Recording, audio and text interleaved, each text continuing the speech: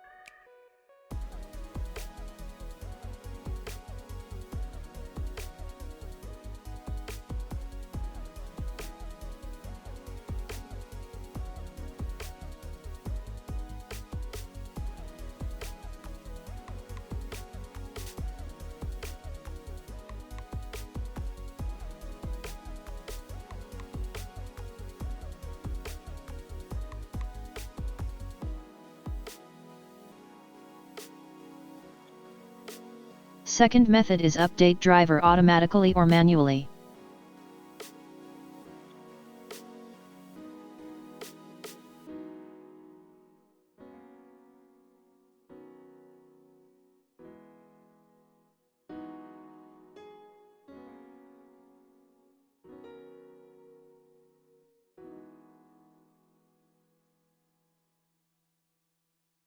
Third method is uninstall display adapter driver.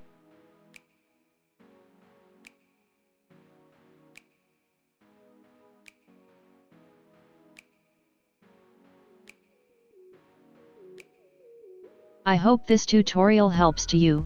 Please like, share and don't forget to subscribe our channel. Thank you very much. See you next video.